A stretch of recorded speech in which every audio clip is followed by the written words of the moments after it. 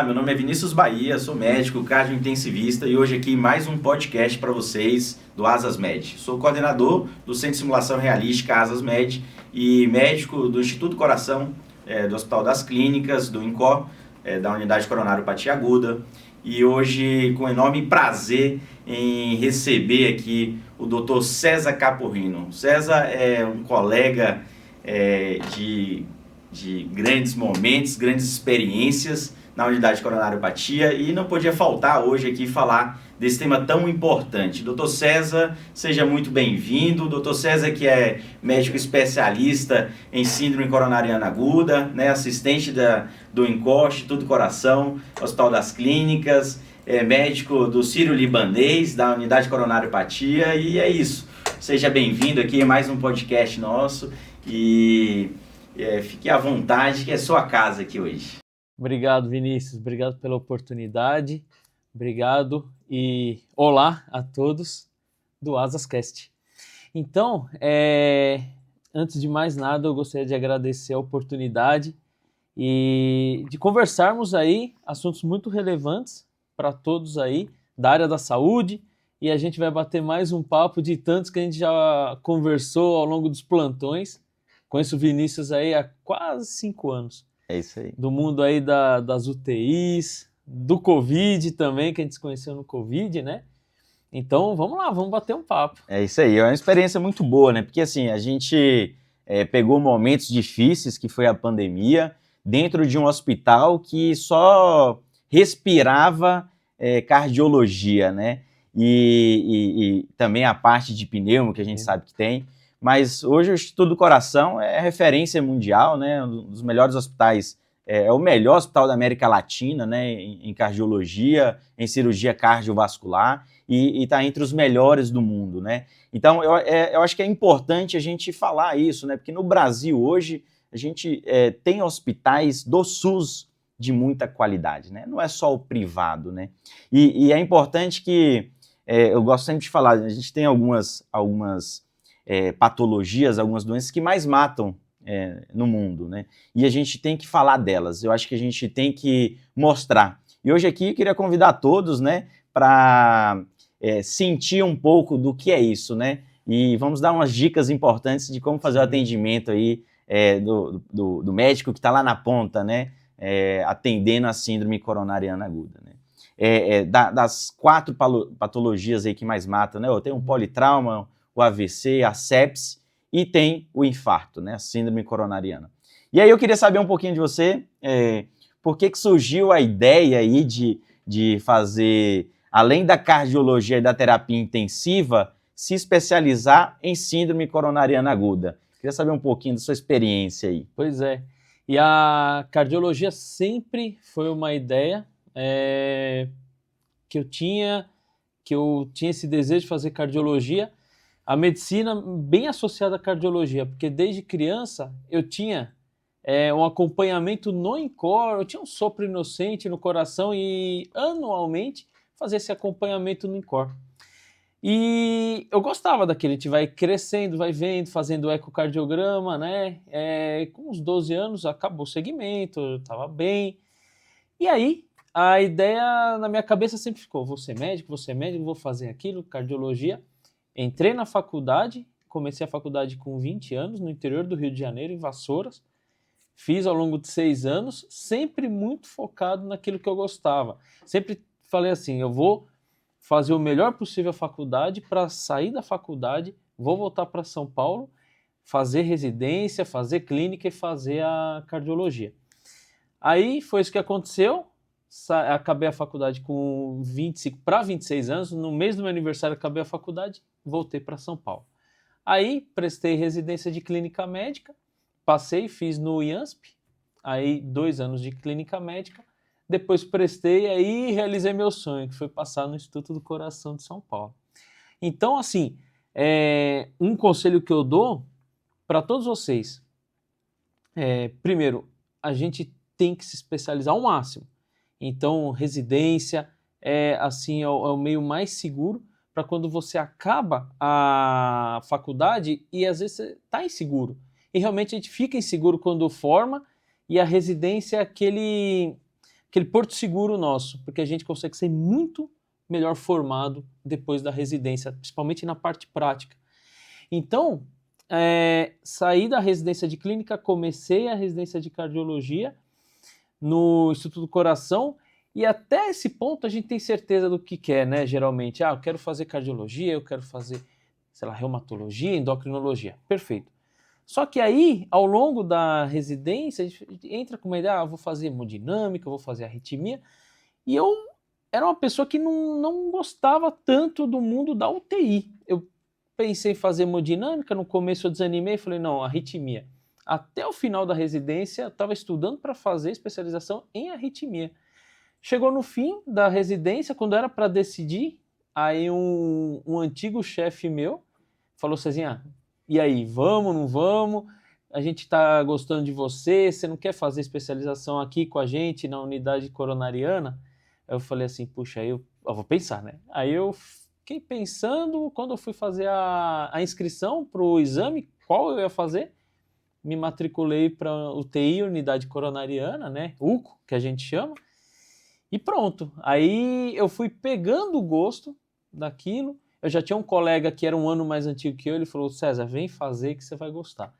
E eu comecei a gostar do mundo da UTI, terminei meus 2 anos de subespecialização, né, que hoje é tão badalado, esse nome cardiointensivismo, que é a nossa unidade coronariana, e a gente especializa muito nesse mundo de UTI / cardiologia mais intensiva, pacientes críticos, pós-infarto, né? Aquele paciente muito crítico pós-infarto que a gente maneja, né?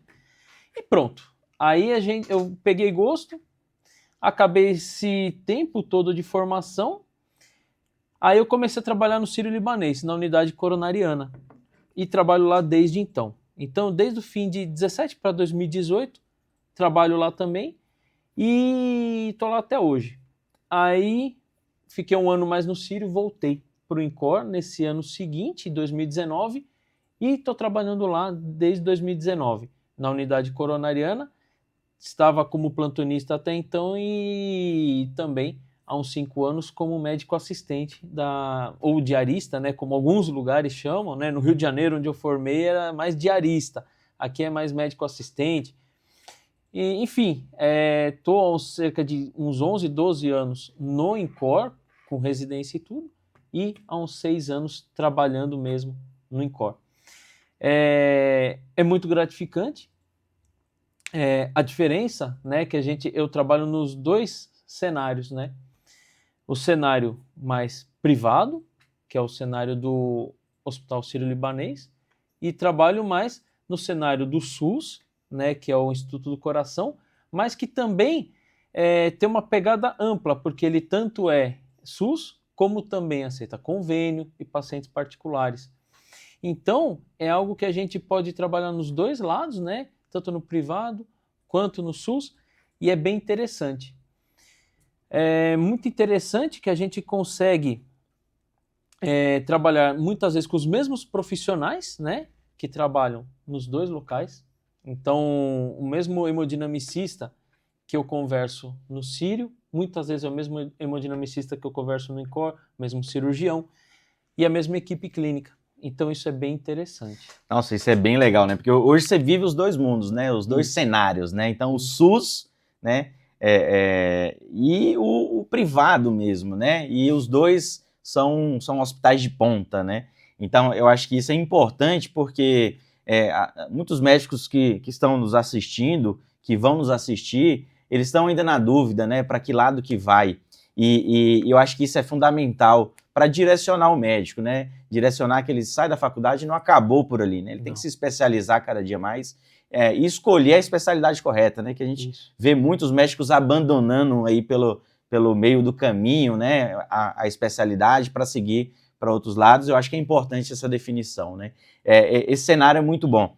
E da sua experiência hoje aí, tem algum caso assim que te marcou agora recentemente, relacionado a infarto, que foi uma conduta boa lá no médico que estava na ponta? Teve algum caso assim que te chamou a atenção? Isso. E mais uma vez, o que eu falo, né? É importante você se especializar ao máximo, você procurar conhecimento, porque no começo da minha residência de clínica médica ainda, eu nunca vou me esquecer, uma paciente já mais idosa, ela entrou no pronto-socorro com uma queixa de epigastralgia, uma dor abdominal, paciente sudoreica, né, transpirando muito, gelada, e com histórico de diabetes também. E no começo, o que mais temia era o quê? Será que ela está descompensada do diabetes? Será que não está fazendo uma hipoglicemia? E os assistentes, os diaristas, né, da porta, né, do pronto-socorro, eles falaram, não, vamos fazer também um eletro. Isso na nossa cabeça, quando a gente ainda está na faculdade, quando a gente não tem tanta experiência, até não faz tanto sentido. O paciente está com uma dor, teoricamente, abdominal, está sudoreica, já partir, vai, por exemplo, para um eletro, por quê, né? Aí o eletro mostrou um supra-desnivelamento de ST de parede inferior. E isso mudou totalmente, além, lógico, foram feitas análises da glicemia, tudo, mas isso mudou muito o manejo do paciente no pronto-socorro, porque esse paciente foi tratado a partir de então como síndrome coronariana aguda com supra. E logo foi para o cateterismo e angioplastia. Então, esse ato de se especializar, de estudar, por exemplo, isso. Se você não passa por isso, se você não tem essa experiência com pessoas mais, né, experientes, você acaba perdendo conhecimento. Você hoje tem muita concorrência no mercado, então se você não tem essa experiência, você não vai buscar essa experiência, você já sai perdendo. Então, é como eu estava falando agora, eu tentei me especializar ao máximo, eu fui pegando gosto pela UTI, pelo mundo da emergência e pelo mundo da UTI, até o ponto em que depois que a gente passou tudo da epidemia, aqueles 2 anos, 3 anos da pandemia, né, do Covid, o que aconteceu? Falei assim, não, quer saber, eu já vou até tirar meu título de UTI, porque a gente, quando forma em cardiologia, a gente logo quer tirar o título de cardiologia, mas a gente também, quando faz esse mundo de UTI, UCO, unidade coronariana, a gente tem uma alternativa também de, além de fazer cardiologia, título de cardiologista, título de UTI. Então hoje eu tenho tanto título de cardiologia como título de UTI. E o processo até tirar esse título de UTI é muito enriquecedor, porque você tem que estudar não só aquilo que é sua zona de conforto, como tem que ir além. Então, para tirar hoje um título de UTI, você tem que estudar, você cardiologista, estudar neurocrítico, você tem que estudar nutrologia, você tem que estudar muito pneumologia. Então, esse é o exemplo de que você tem que se especializar ao máximo, porque o mundo tem muita, hoje em dia, a área médica, a área da saúde tem muita concorrência. Então, você tem que se especializar ao máximo. E um exemplo desses, em que você está no pronto-socorro, e isso muda, por exemplo, com apenas um eletro, muda o rumo de uma paciente que até então não seria a principal suspeita, com uma dor abdominal, isso é muito importante. Isso é bem legal, né? Porque hoje a gente vê os sinais e sintomas, né? Então, hoje, os sinais mais atípicos, né? Principalmente no idoso, né? Naquele paciente, na mulher, né? Que nem sempre mostra aquele sintoma típico, né? De dor torácica, que as pessoas conhecem, como dor apertando e tudo. É um sinal clássico, né? Então, eu acho que essa visão, e aí aquele médico que está correndo atrás, se especializando, tirando seu título, estudando, faz a diferença, né? Hoje, a quantidade de faculdades que a gente tem no Brasil é enorme, né? E a gente tem que unir esforços, né? Estudar e agarrar agora a era da tecnologia, da inteligência artificial e aproveitar disso e melhorando cada vez mais como profissional, né? Eu acho que isso é importante. Você vê que esse caso aí, você mudou o desfecho da vida do paciente, né? Poderia essa paciente não ter saído daquele momento, né? Então, essa abordagem rápida, né? Aquele eletro em até 10 minutos da admissão, né? Daquele paciente que suspeitou de síndrome coronariana, acho que é importante. E dos pacientes que não têm sinais bem clássicos, acho que é importante também, né? Hoje... Isso, e sempre lembrar que, como o Vinícius disse, a gente quando está no pronto-socorro, na porta, né, no PS, a gente tem que sempre lembrar que idosos, mulheres, diabéticos, principalmente aqueles diabéticos com neuropatia, muitas vezes eles expressam a isquemia, né, miocárdica de forma diferente, de forma atípica, como essa senhora. Então, a gente tem que sempre lembrar o perfil do nosso paciente e aquele risco que ele tem. Então, muitas vezes, esse perfil de paciente tem sintomas mais atípicos. Legal. Você tinha falado no início aí que hoje muitos colegas nossos, eles trabalham no SUS e no privado, né? A nossa experiência aí. Então, a gente imagina que não muda muito, né, em termos de qualidade técnica, né? Porque são os mesmos profissionais. Agora, em relação à estrutura hospitalar, a material, você hoje nota, né, quando você indica uma angioplastia ou indica uma cirurgia de revascularização miocárdica, você nota alguma diferença do SUS para o privado hoje? Lógico. A minha experiência no mundo SUS é uma experiência um pouco diferenciada, porque é no Instituto do Coração. Como você disse, é o melhor hospital da América Latina de cardiologia. Então, eu sempre vou ter esse viés de estar no hospital SUS, mas que também tem uma parte convênio, uma parte de pacientes até particulares. E quanto a material, muitas vezes a gente não tem assim, uma limitação. Lógico, quando a gente compara com hospitais privados, principalmente se eu comparar com o Sírio-Libanês, eu acho que muitas vezes, por a gente pensar um hospital SUS, a gente não tem tantos limites assim. Lógico, um material ou outro, às vezes a gente tem que esperar um pouco mais. Essa angioplastia tem que utilizar um catéter mais específico. Poxa, vamos solicitar, vamos esperar, aí tem que esperar alguns dias. Mas nunca a gente tem uma barreira assim, nossa, aquele paciente a gente perdeu porque não teve tal material. Isso não. Então, mas veja, eu estou falando num ambiente que é o melhor hospital da América Latina de cardiologia, ou seja, com algum viés. Muitas vezes, em outros hospitais, isso pode acontecer, alguma limitação mais severa, né, de material. Mas no Instituto do Coração, a gente tem, até mesmo no IANSP também, a gente tinha uma boa qualidade, tinha ressonância cardíaca, que não é todo hospital que tem. Então, graças a Deus, eu consegui trabalhar principalmente a maior parte do meu tempo nesses hospitais que não tinha tanta limitação de material, não, seja em COR, seja em IANSP, lógico, o Sírio-Libanês. Muitas vezes o que a gente vê é que aquele paciente, por exemplo, se meu pai infartasse, vou levar aonde? Nossa, com toda certeza e com total tranquilidade do mundo, levaria no INCOR. É SUS? Sem problema algum. Eu sei que o material humano é ótimo, bem qualificado, do residente até o médico assistente, diarista. Muitos os residentes que se formam vão para o Sírio, vão para o Einstein, vão para o HCOR. Então, assim, esse meio, principalmente São Paulo, assim, né, um meio que é um meio muito prime, né, assim, é um meio muito bom, seja no hospital mais do SUS, seja no hospital privado. Isso que você falou é importante, porque até para os gestores, né, que vão estar ouvindo a gente, os gestores de outros hospitais, pensar assim, olha, o que eu posso fazer para melhorar minha hemodinâmica, melhorar minha UTI, né? Porque muitas vezes não tem hemodinâmica, mas aquele paciente, ele vai chegar lá. O paciente infartado, ele chega em qualquer lugar, né? Sim. Ele chega até na atenção primária, na UBS. Ele infarta em casa, ele vai procurar né, a atenção mais próxima.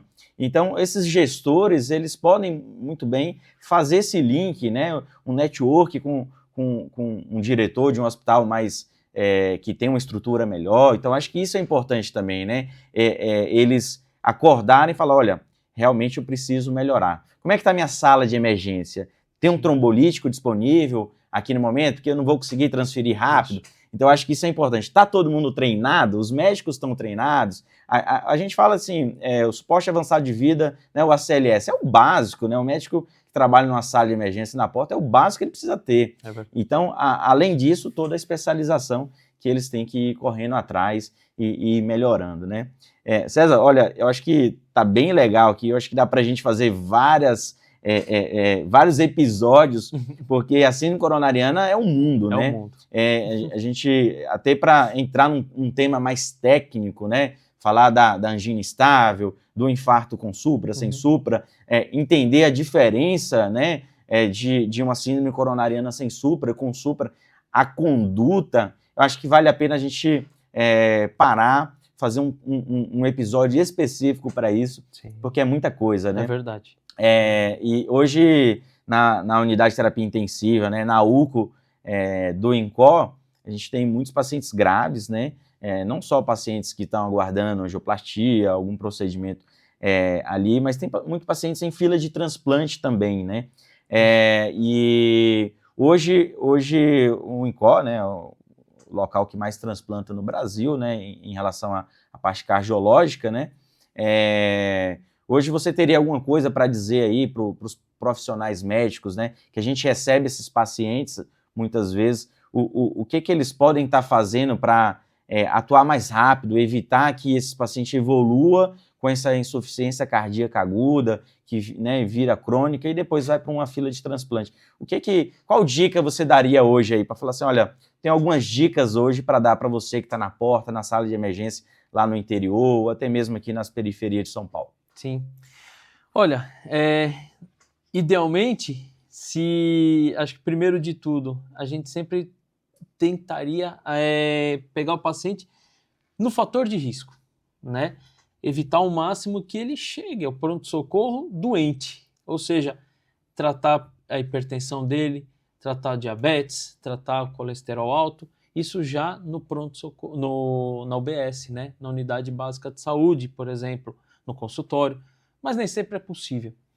Então, quando esse paciente chega ao pronto-socorro, com dor no peito, por exemplo, a gente tem que, ao máximo, ser muito proativo, tem que ser muito rápido, tem que suspeitar, tem que sempre ter aquela pulguinha atrás da orelha, vou fazer o eletro, poxa, se tem supra, onde que eu tô? Não tem sala de cateterismo, não tem sala de hemodinâmica, poxa, eu tenho trombolítico, porque hoje é muito utilizado isso, principalmente numa cidade grande como São Paulo, ou cidades pequenas que não têm aquele acesso rápido à sala de hemodinâmica, às vezes o paciente tem que viajar algumas horas até um hospital com sala de hemodinâmica. E aí eu tenho trombolítico, eu faço trombolítico nesse paciente, faço a antiagregação, AS, clopidogrel, trombólise, anticoagulação.